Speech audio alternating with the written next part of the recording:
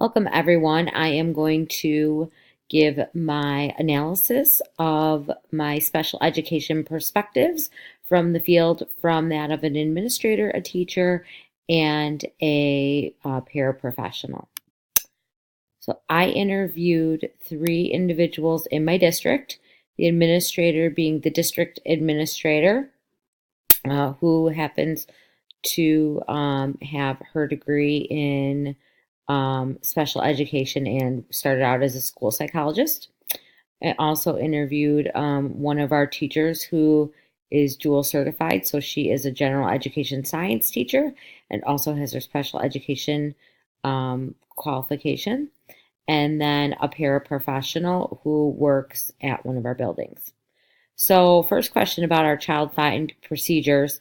Since we are a 9-12 high school in Illinois, most of the child find procedures, those early intervention, is done by the co-op. We don't really have the information because by the time the students get to us, we're usually working on 8th grade transitions. So we rely on the early intervention being done by the co-op. We do know that they have notices, they have OT, PT, all the types of things that you're required to have. But as far as for us in high school, anybody can make a referral for a student to be to see if they qualify for special education services, and that can be done by a staff, a parent, staff member, a parent, or a student. However, I did not know this as I was talking to our special education director that the school can refuse but must have documented reasons.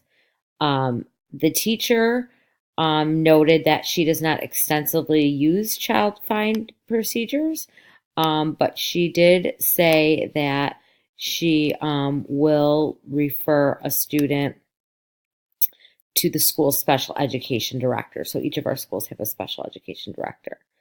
And the paraprofessional was unsure of how our child find procedures are handled. So it was very clear that that's an area that we could potentially strengthen, especially in our high school where some professional learning could be done for our staff as a whole.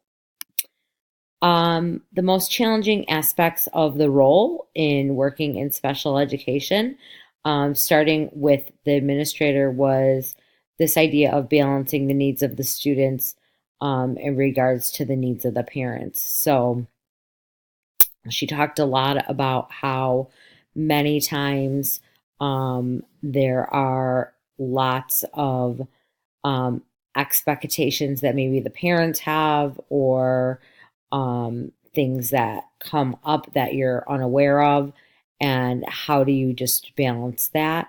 The other thing that she said is challenging is that ensuring that appropriate expectations are set for students. Basically, that we are maintaining rigor yet supporting students in the environment. And then, of course, as an administrator, and special education funding is always a concern. From the teacher perspective, it was time. Time in general was challenge. Time to read the IEP, prepare the case file, establish the rapport with kids, students, families, and then the time to differentiate and adapt all the needs of the students. And then the challenging aspect for the role of the paraprofessional, who really seems to really get close to the student, is that not seeing the growth that they're hoping for, or understanding that the student may have some limitations, and maybe that paraprofessional being really the closest person there to that student is what I kind of felt from speaking with her. The most rewarding aspects, like I said, we're a high school district, so when students leave our high school and they are successful and ready for whatever their future holds for them, that's really where our administrator was at, looking at just across our district, But I thought it was interesting on the teacher level how it was really more about the whole student, and so much also with the paraprofessional, where it's really about, the things that celebrating the little successes, um, being able to notice that they, won their sports game, or they worked really hard and succeeded at something, and seeing that transformation happen. And that was pretty much echoed in the paraprofessional. I mean, these are the people who are closest to the student. So watching and getting to witness a student having like that aha moment, as the administrator, you don't get to see those. And so I think that that's probably something that, as an administrator, that is um, the stories that you hear about, but you don't actually get to see. When it comes to supervising staff, there was quite a variance of the way the administrator saw it through the difference between the teacher and the paraprofessional. The teacher and paraprofessional saw it more as, making sure that you're coordinating with, student assignments, sharing agendas or goals. Um, Obviously, they're not supervising staff. They're more supervising the maybe student IEP. But for the administrator, this is where it's really important that it's, if you don't know something, to just not make something up, to use your data, really heavily focus on data when, there's claims made at the table, or either by a parent or a teacher or somebody saying the kid needs this or he can't do this. Well, what data do you have? What evidence do you have? That was really a good eye-opening moment for me, because sometimes as a teacher professional, when you're so close to the student, that empathy piece kicks in, and it's easy to not, look at what can be done, but potentially what the student can't do. And so I think that was, maybe a difference between those two groups there. Working with parents is different as well. I think the administrator takes on the bulk of some of the especially most difficult cases of when working with parents. I think, the teacher has to obviously follow the IEP, make sure they're communicating, emailing.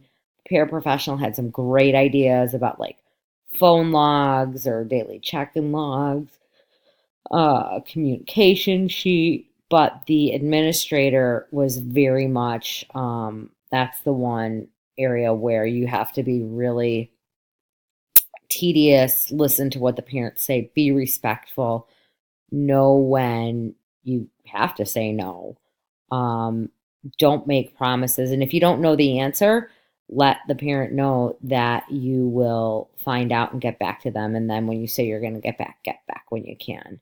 Um, be realistic and be willing to make and stand by hard decisions. That's probably a really difficult one for parents to hear at times.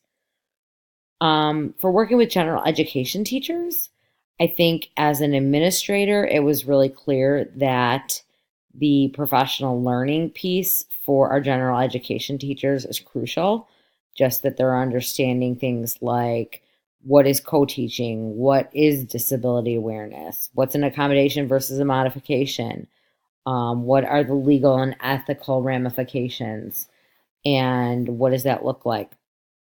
For the teacher, our teacher is dual certified, the one I interviewed, and she was very much about, um, helping the students by focusing, on persistence in a supportive environment.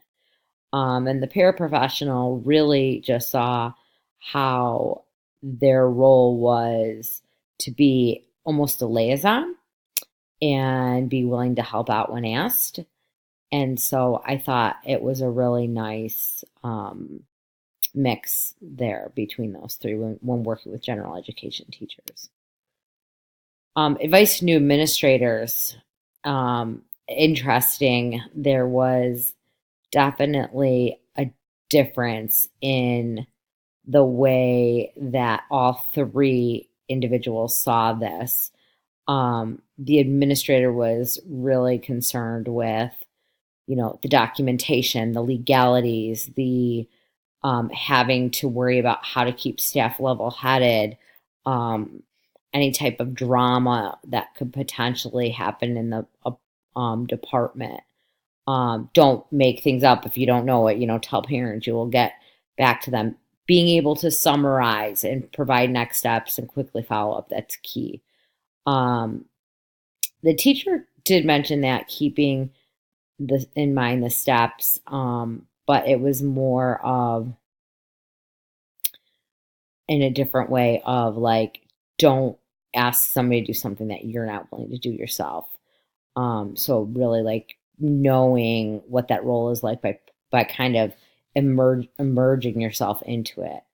And to the parapro, it was be present and visible, follow up, keep your word, show support, be a good listener. All of those things were important to the peer professional.